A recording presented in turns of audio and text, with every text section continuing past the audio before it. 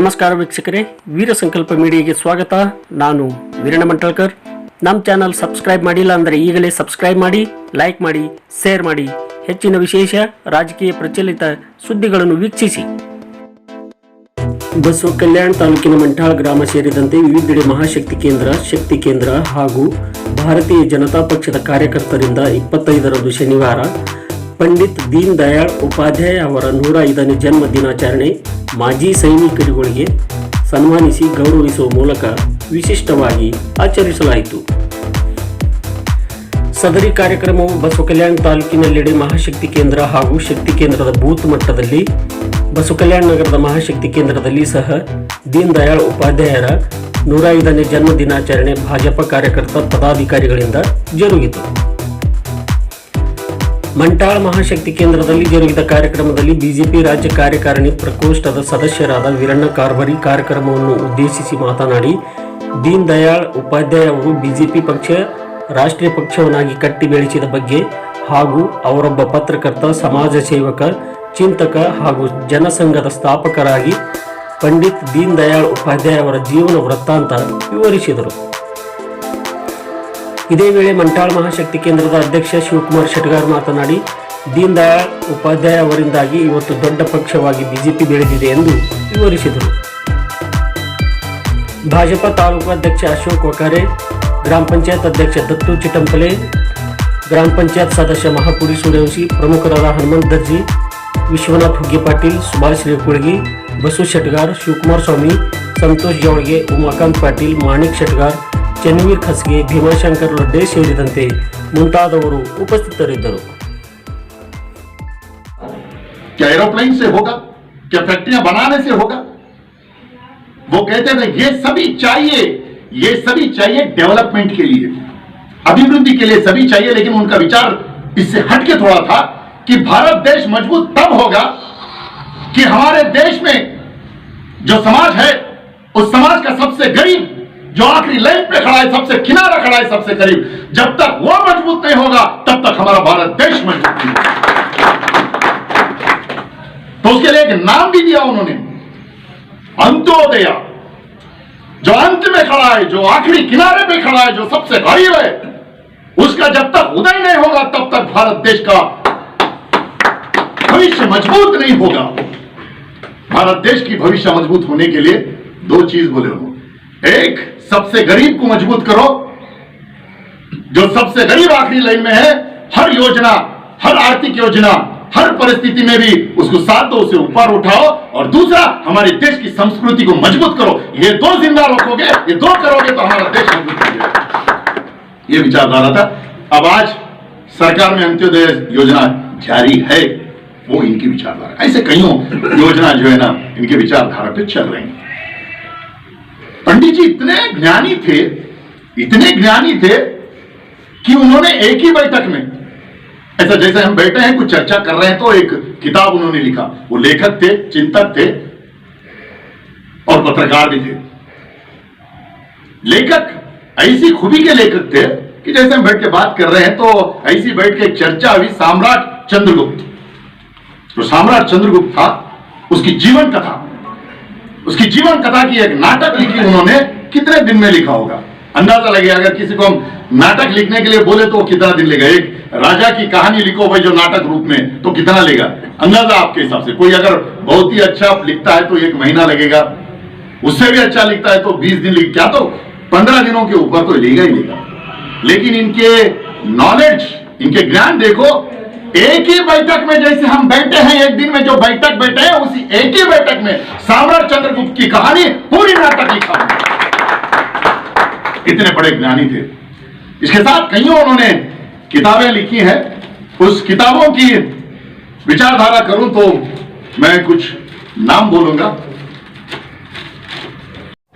2 योजनाएं, दूसरा राजनीतिक डायरी और भारतीय अर्थनीति अवमूल्यन।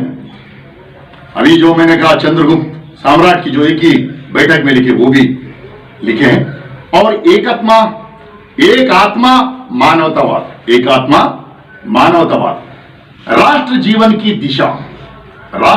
दिशा भी किताब लिखे हैं। और एक फिल्म भी आई थी इसी टाइटल के नाम पे, एक प्रेम कथा।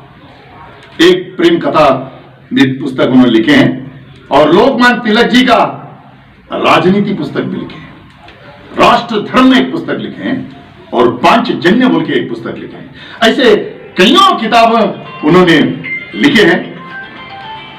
इन्हों अपनी पूरी जिंदगी ऐसे बिताए कि बर्दाश्त करने वाला ही बर्दाश्त कर सकता है।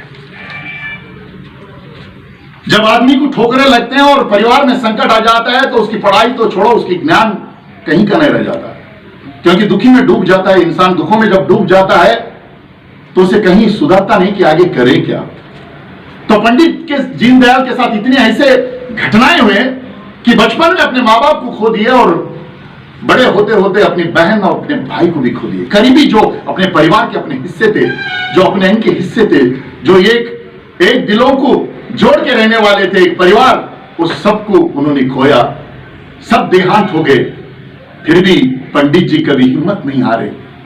समाज सेवा के लिए, राष्ट्र धर्म के लिए, हिंदुत्व के लिए, भारत देश के लिए उन्होंने अपनी सेवा जारी रखी। आरएसएस के सही से कईयों भारतीय जनसंघ के लीडर आए थे, पदाधिकारी आए थे, कार्यकर्ता आए थे। तो उस बड़ी अधिवेशन में इनको जो है ना भारतीय जनसंघ का अध्यक्ष घोषित किया गया, चुना गया। तब से इन्होंने भारतीय जनसंघ का अध्यक्ष का बागडोर संभाला, बड़ी खूबी से निभाया। तो 1968 में 10 फरवरी, जहां पर बजट की सेशन चलती है पार्लियामेंट में, भारतीय जनसंघ के 35 सदस्य होते हैं, जो संसदीय मंडल के सदस्य होते हैं भारतीय जनसंघ के। रिपेयरर मैन होता है रेलवे का एक कर्मचारी, वो रेलवे ट्रैक देखते चलते रहता है। तो वहां पे जो है ना, जो स्टेशन है जिसका नाम, उस स्टेशन का नाम यस मुगल सराय स्टेशन के थोड़ी दूर पर एक बिजली का खंभा, मुगल सराय स्टेशन के थोड़ी दूरी पर एक बिजली का खंभा, उसके बाजू एक लाश दिखती है। उसे एक लाश दिखती है। वो लाश देखकर वो अपने अधिकारियों को बोलता है, ऊपर वाले अधिकारियों को बोलता है कि यहां पर एक लाश है। तो अधिकारी आते हैं, वो लाश को देखते हैं, फिर उन्होंने पुलिस को इत्तला करते हैं। पुलिस आती है, पंचनामा करता है, लेकिन कोई नहीं पहचानता है कि ये किसकी बॉडी है। ना पंडित जी उधर गए दिल्ली, ना पटना गए, बीच में एक लाश है, कोई पहचान नहीं रहा कि ये किसकी है। तो पंचनामा हो जाता है, सब कुछ हो जाता है। जब पंचनामा होता है तो उनके पास 4 चीज मिलते हैं। देखो, एक राष्ट्र का नेता, इतना बड़ा नेता, उसके पास 4 चीज मिलते हैं। क्या मिलते हैं? एक, प्रथम श्रेणी की टिकट, और दूसरा आरक्षण का एक रसीदी, रिजर्वेशन का एक रसीदी, और तीसरा एक घड़ी जिसके ऊपर लिखा है नाना देशमुख, और चौथा 26 रुपया। जब पंचनामा करते हैं बॉडी का तो 4 चीजें मिलते हैं, एक टिकट, एक आरक्षण रसीद और एक घड़ी जिसपे नाना देशमुख और 26 रुपया। ये पंचनामे में सभी लिखकर जो है ना धोती से ढककर चले जाते हैं पूरे चलो। तो एक दूसरे से जो खबर जाती है, हम कभी भी अगर कहीं एक लाश गिरा है तो हम दौड़ने जाते हैं, किसका है, कैसा है, कौन सा है। तो ऐसी लोगों की भीड़ जमा होती गई। तो वहां पर एक कर्मचारी है, वो कर्मचारी जो है ना, इसी रेलवे कर्मचारी, रेलवे का, वो जाता है, वो जाकर देखता है, जिसका नाम है क्या बोले तो ईश्वरी प्रसाद। जो कर्मचारी है उसका नाम है ईश्वरी प्रसाद। ईश्वरी प्रसाद देखते ही वो अपने स्टेशन मास्टर को बोला। स्टेशन मास्टर जो है ना, वो आ गए, सब कुछ हो गया, पुलिस का ये सब कुछ हो गया। सबसे पहला देखा ईश्वरी प्रसाद, और उनके पास 4 चीज मिले, लेकिन वो व्यक्ति कौन है कोई नहीं पहचाना। ये कोई नहीं पहचानने के बाद जब लोगों की भीड़ जमा हो गई, और एक कर्मचारी वहां पर पहुंचता है जिसका नाम है बनमाली भट्टाचार्य, जो रेलवे में काम करता, बनमाली भट्टाचार्य। वो जाकर इमीडिएट चेहरा देखता है तो पहचान जाता है, ये राष्ट्र नेता है पंडित दीनदयाल उपाध्याय। तो उसके अधिकारी कोई नहीं मानते। एक छोटा कर्मचारी है, इतना बड़ा नेता को ये जब नाम देके पुकार रहा है तो कोई नहीं मानते। तो उन्होंने क्या किया, बनमाली भट्टाचार्य इमीडिएटली वहां पे लोकल जो जनसंघ के लोग थे, कार्यकर्ता थे, उन लोगों को इत्तला किया कि भाई ऐसा ऐसा एक लाश है, मैं तो पंडित जी का कह रहा हूं, आप आकर देखिए।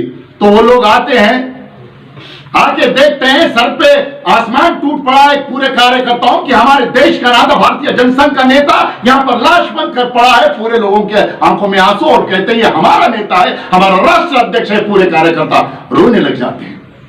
तो उसमें जो है ना, रेलवे कर्मचारी जो है ना, उनकी जो टिकट थी, जो रिजर्वेशन की पावती थी, वो टिकटों के लिस्ट में जो बन जाती है पैसेंजरों की, उस लिस्ट को इसको तुलना करके देखने के बाद ये साबित हो जाता है कि ये पंडित दीनदयाल उपाध्याय है। ये होने के बाद इतना बड़ा नेता ऐसा एक लावारिस लाश की तरह मिला है तो देश में तो हंगामा होगी। पूरे देश भर में हंगामा चालू हुआ कि ये क्या हुआ, इनका डेथ कैसा हुआ। जो पटना जा रहे थे, मुगल सराय के बीच रास्ते में इनका कैसा मिल गया, मुगल सराय स्टेशन के पास इनकी लाश कैसे मिल गई। तो बहुत जो है ना स्ट्राइक हुआ, स्ट्राइक में जो है ना सरकार के ऊपर बहुत दबाव आया। सरकार ने ये केस को सीबीआई को पहुंच दिया, सौंपा दिया। सीबीआई ने छानबीन की, सीबीआई ने छानबीन की और कोर्ट को जो बताया कि ये लुटेरों ने पैसे के लिए, माल लूटने के लिए ये मर्डर किए हैं, जबकि ये देने के लिए इनकार कर रहे थे। तो दोनों में हाथापाई हो गई, शायद उस लिए इन्होंने, लुटेरों ने ये मर्डर किया है। कोर्ट को सीबीआई ने बताते हैं तो इसका कोई बड़ा सबूत नहीं रहता है कि इन्होंने ही किया, क्योंकि एक आदमी जो इनका सामान चुराया था वो कहता है कि जहां पर लाश पड़ी थी मैं उससे पहले इनका सामान चुराया था। तो ये एक दूसरे को बातों को तालमेल नहीं होती है। तो होने के बाद तो कोर्ट इस बात को नहीं मानती और कुछ लोग ये कहते हैं कि लुटेरे